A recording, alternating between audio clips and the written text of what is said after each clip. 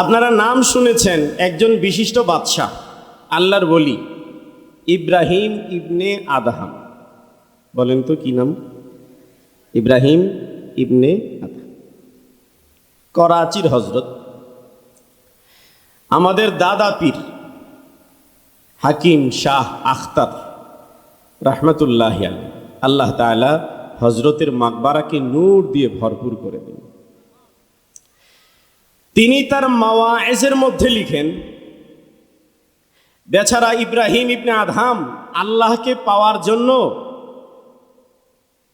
আল্লাহর রহমত পাওয়ার জন্য প্রেসিডেন্টের পদ ছেড়ে দিয়েছেন। সুবহানাল্লাহ। কাকে পাওয়ার জন্য? আল্লাহ। বলেন না কাকে?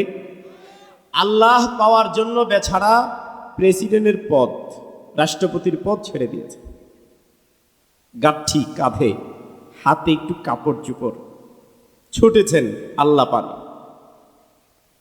সেই ছোটা কত বরকতময়, যে ছোটা ছোটির লক্ষ্য থাকে আল্লাহ। সেই চলন বলন কত বরকতময়, যে চলন বলনের টার্গেট থাকে আল্লাহ।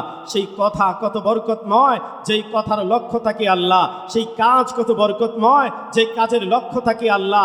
আরে সেই ব্যক্তি কত বরকতময়, যে ব্যক্তির জিন্দেগির লক্ষ্য থাকে আল্লাহ। ইব্রাহিম ইবনে আদহাম ছুটছেন, দিন পেরিয়ে সন্ধ্যা, রাত, নিগুড় আধার, বিশাল জঙ্গল। রাতে থাকবেন কোথায়? সিদ্ধান্ত নিলেন জঙ্গলের একটা কোণে রাতটা কাটিয়ে দেই। রাত যখন গভীর হয়ে গেছে, জঙ্গলের আরেক কোণায় দেখা যায় মিটি মিটি আলো জ্বলছে। ওই মিটি মিটি জ্বলে ওঠা আলোকে টার্গেট করে ইব্রাহিম ইবনে আদহাম ছুটছেন। একেবারে আলোর পাশে যে দেখলেন এখানে ছোট একটা ঝুপড়ি ঘর। এই ঘরের ভেতরে এক বেচারা আজান দেয়, নামাজ পড়ে। জিজ্ঞেস করলেন, ভাই আপনি কে?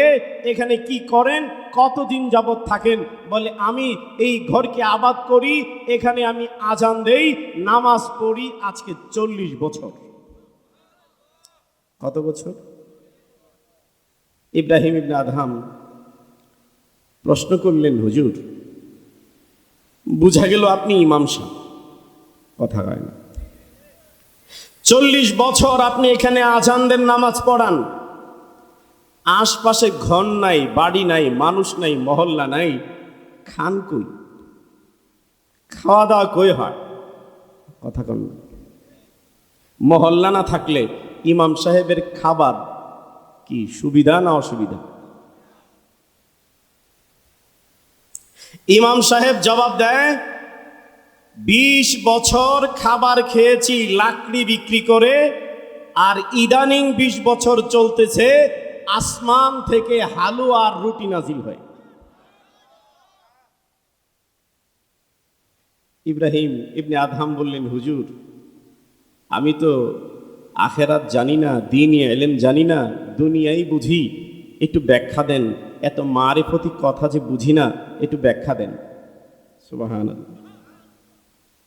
ইমাম সাহেব বলে, শুনো,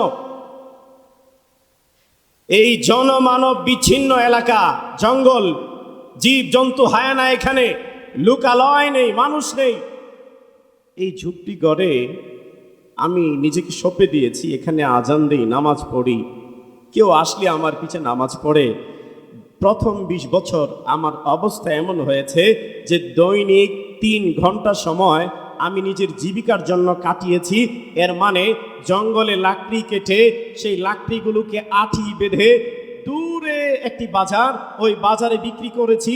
এতে যে কয়েকটা পয়সা হয়েছে সেটা দিয়ে 2টা রুটি আর 1 প্লেট ডাল খরিদ করে খেয়েছি। আর বাকি সারাদিন আল্লাহর জিকির, আল্লাহর ইবাদতের মধ্যে কাটিয়ে দিয়েছি। 20 বছর। বলেন কয় বছর?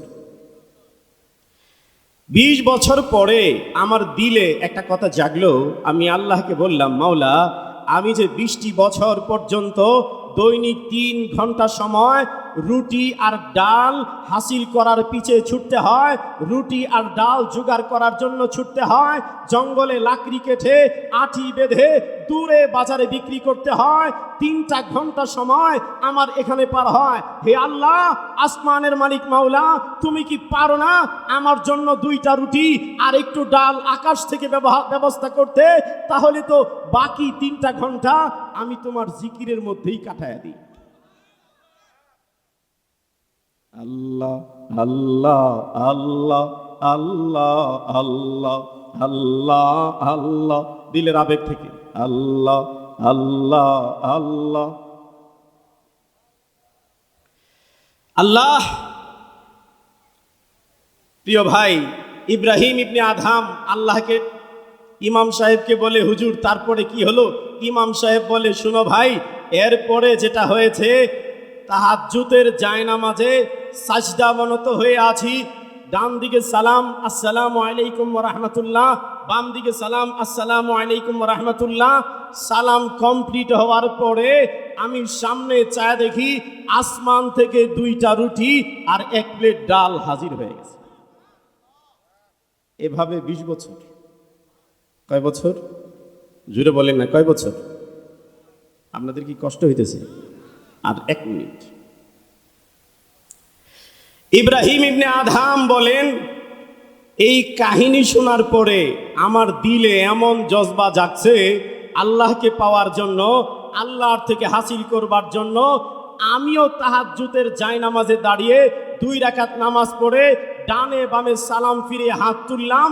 আমার জন্য আল্লাহ তাআলা ইমাম সাহেবের মতো 2 রুটি আর 1 প্লেট ডাল না, আমার জন্য আল্লাহ তাআলা আসমান থেকে জান্নাতি রুটি আর জান্নাতি পাখির কাবাব ভুনা পাঠিয়ে দিয়েছে।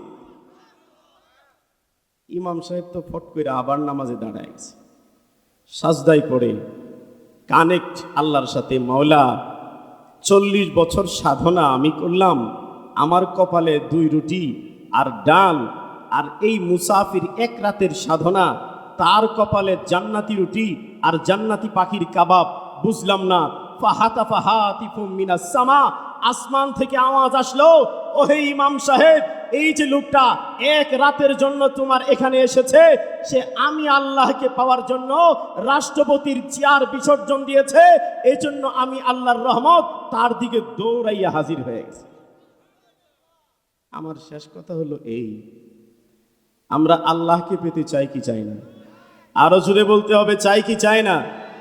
আল্লাহর রহমত পেতে চাই কি চাই না?